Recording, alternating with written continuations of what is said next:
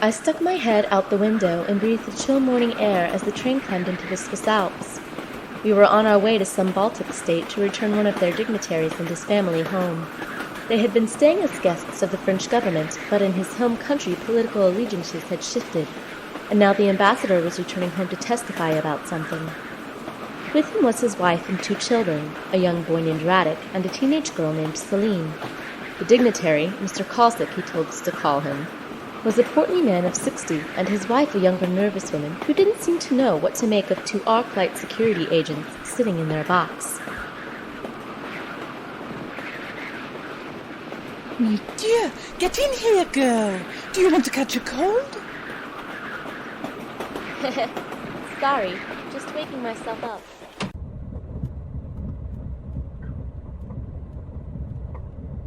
If you are so eager to stretch your legs, mon petit quatre, you can go and get us breakfast from the serving car. Ask for a hot meal for each of us. Here are some euros to pay for it. Shouldn't we get room service? They do, but we do not. It seems our employers are subject to budget cuts like everyone else in France. Now go quickly before I die of hunger. I have not eaten since yesterday morning. I thought you had a date last night. Dates, petite. And they were not in the mood for eating. Okay. Right. 2 meals coming up. I'll check with the lieutenant and Miki to see what they want, too. As it was my first train ride into the Alps, I was more than a little giddy and happy for any chance to get out of the private car and see a new view. I had been through the Canadian Rockies before, but this was the Swiss Alps, and somehow they seemed so much bigger and more impressive thanks to their name. With the orders from all 3 of my teammates in hand, I headed back through the cars, trying not to stare at the people like the country hick I felt I was. When I eventually arrived at the dining car, I found a line of well-dressed people waiting for breakfast, chattering away in a half-dozen languages, and tried to be inconspicuous at the back in my nondescript and unfashionable travel clothes. Excuse me, little girl. Is this the breakfast line? Yes, I think so. Oh, what a beautiful white cat you have, sir. Thank you. His name is Sasha. Would you like to pet him? Can I? Hello, Sasha. How are you, cutie boy? There, that's a good boy. You like that, don't you? Oh, what beautiful green eyes he has. Ouch! Did you hurt yourself? I am most sorry. It is a new collar. I bought it from a market yesterday. Who knows where these things are made today, eh? Is it serious? No, it's okay. Just a little prick. See? It's fine. You'd better be careful or it might hurt this green-eyed little cutie. They change color, you know. Really? Cat's eyes can do that? Oh yes, they change according to their mood. And if his eyes are green, that must mean he's happy to meet such a beautiful young lady. Thank you, sir. And thank you too, Sasha, you bad boy. So, where are you from, young lady? I would say Asia, but I know it's not so politically correct these days to assume such things. So many people are from so many places now, it's enough to make your head spin. Well, I'm from Manitoba, Canada, but my parents were from Korea. Sorry if that makes your head spin more, sir. I will have to get used to it, it seems. Are you a backpacker? No, I'm traveling with friends. Oh, excuse me, sir. It's my turn. 2 sausage boxes. Looking back now, I can see the danger I was in, but at the time it all seemed so harmless. Sorry, sir. I have to go back now. Nice meeting you. No, it was my pleasure to meet such an international lady. If we meet again, I am called Nikolai. Call me Uncle Nikolai. Okay, Uncle Nikolai. I'll say hi if I see you again. Bye. And bye to you too, Sasha. Obviously, not every dignitary rated a top-flight parahuman combat team watching over them. We'd been chosen because our charge was testifying against some high-rolling weapons dealers connected with the former government, and accordingly was expected to have some heavy hitters looking for him. The lieutenant told me that a lot of their work was like this, escort duties, which suited me well enough since I didn't like the alternative. The lieutenant herself was in a cabin near ours, just sitting there like she was asleep, but I knew enough to know she was using her armor's sensor systems to watch for trouble. I just put the food down in front of her and quietly left. Miki was standing guard outside the private box, humming to herself uncertainly. One vegetarian. Hey, what are you humming? When I was sitting on the roof last night over the market, I heard a man humming a tune like this. I don't think he knew the whole song, but he kept humming this part. Now it's stuck in my head. Now that I think about it, I hear you humming a lot. Well, it's my hobby to pick up tunes, you know? Once I hear something, I always remember it. Really? That's so cool. I think I'm tone deaf or something. The last time I tried to sing, they begged me to stop. You better stick to that sketchbook of yours. It'll be easier for all our ears. Gee, thanks. Are you coming in? Tell Karin. 3, I've got unusual signals coming from the last car. I want you to check it out. 2, be ready to back her up. And 4, get in there and stick close to our cargo. Yes, ma'am. Understood. Clear. I took deep breaths to calm down as Karin and Miki moved past me, and I closed and locked the cabin door. The ambassador and his family seemed a little worried, but I smiled and did my best to assure them, saying that we were just doing a security check of the other cars. I don't think the parents believed me, but for the children's sake they played along, and I did my best to try and not look as nervous as I was. I was even starting to get queasy at the idea of trouble, and my heart was beating at 1,000 times a minute as I listened over the comm to the others. This is 3. I'm at the baggage car. The attendant says it's sealed for the duration of the trip till we reach the next city. Show him your ID and tell him you need to check for explosives. Won't that make him nervous? That's the idea. 2, when he opens that car, be ready for anything. I am always ready. Do it, don't say it. Regardless, I am prepared. 3, give him the okay. It's open. Going in. Just a lot of bags and boxes in here. Is there anything I should be looking for, Chief? Just use your talents and see what you find. I don't smell anything. Wait. There's movement at the back. The boxes are opening and... What the hell?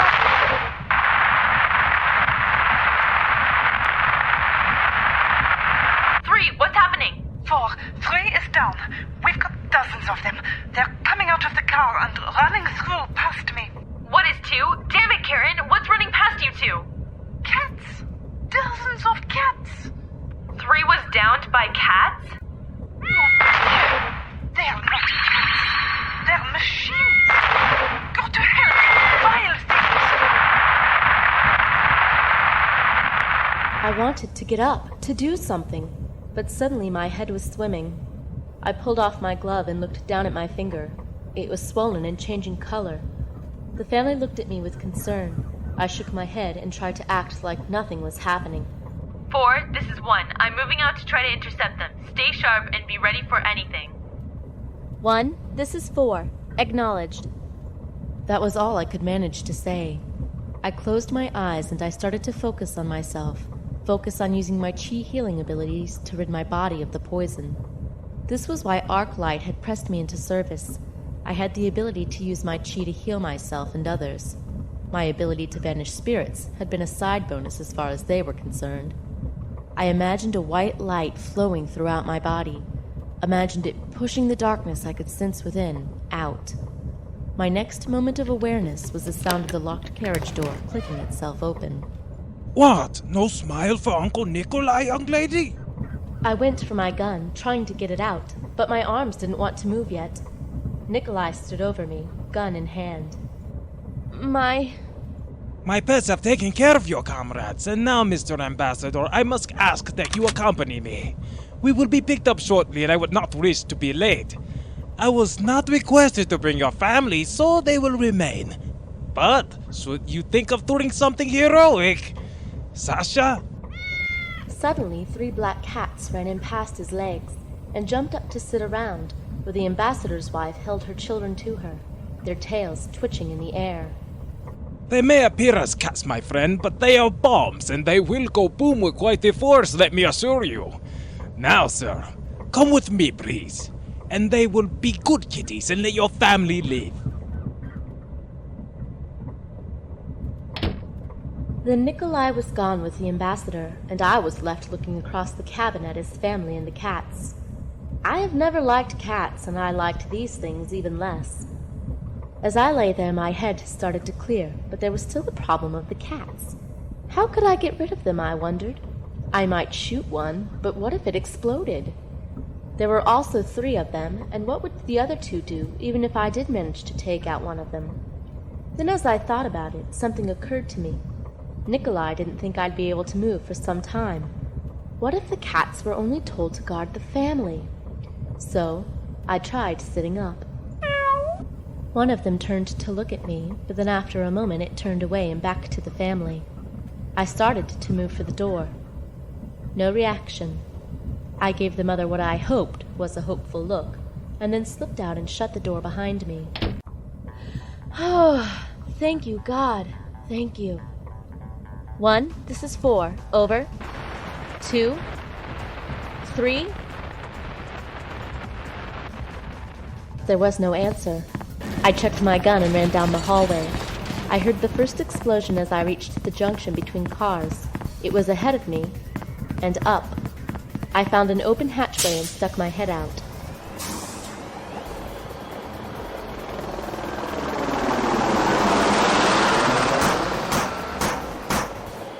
Bits of fur and parts came flying over the side of the train, and there was a helicopter gunship circling around above us.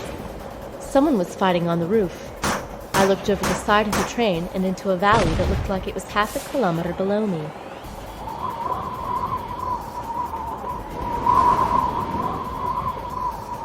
Well, Hyang-Sook, do you want to live forever? I shut my eyes and grabbed a rung, then swung myself out and started to climb. Arclight's relentless training was paying off. When I got to the top, my heart jumped. Karin and the lieutenant were standing on one end of the car, and on the other end, right in front of me, was Uncle Nikolai and the ambassador. Between them were a dozen of Nikolai's robot cats, keeping my friends back. As I watched, brown cats fired off energy bolts, which Karin deflected, and the lieutenant emptied her twin detonator into a pair of black ones that charged at them. I am warning you, back off now! I have no wish to kill, but I will, if I must. Not going to happen, Nikolai. I've got more bullets than you have cats, and I don't think you plan to blow yourself up. You are right, but I have left some of my pretty blacks with his family and your comrade. If you do not back off, I will detonate them. Do you wish their blood to be on your hands? I remember being in my hiding place and watching the lieutenant hesitating when she heard that. It made me feel angry, and my cheeks burned. I didn't ask to join the team, but I wasn't going to weigh them down. What I did next was stupid, but in retrospect all I wanted to do was to hurt Nikolai, and I'd already realized something about Nikolai. He didn't wear any kind of headset, and in the cabin he'd said something I'd thought was odd. I grabbed my gun and hauled myself up onto the roof. I didn't even think. I just took aim and fired the moment he came into view. Hey! Uncle Nick! How can you be here? Sasha's body began to twitch as the bullets hit it, and Nikolai screamed in pain.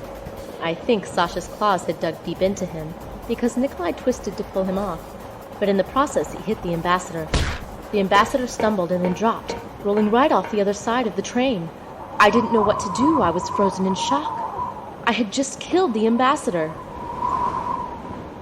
4! Soong! Yes? Yes, sir. Let me help you up. Thanks. The cats had all gone motionless when I shot Sasha. Uncle Nikolai was sitting there on top of the train with one of Karin's paralysis seals slapped on his forehead, and the lieutenant helped me over to them. I thought you were dead. My comlink? Didn't you hear me order radio silence? He was tapping into our comms. No, he poisoned me. Right. No, he really did. Look. Song, it's okay. I believe you. Don't worry about it. Everything is good. But the ambassador, I killed him. 3, have you got him? Yes, sir, I have him. But I'd say his wife needs to put him on a diet. Miki was on the other side about to jump him when you started shooting. She got him as he rolled off. Good shooting, by the way. How'd you know to shoot the cat? Well,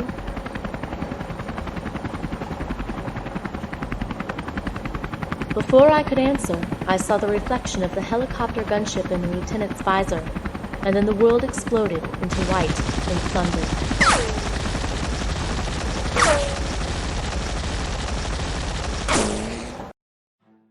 Team Iron Angel, Black Dawn of the Golden Age, Episode 2, Trainwreck.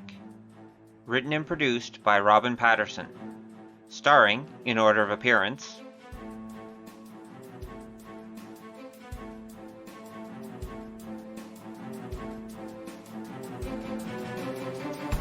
Amanda Price as the narrator and Soong-Four. Fiona Thraille as Laurent 2. Tegan Harris as Miki 3. Alanna as Stone 1. Jared J. Lee as Nikolai.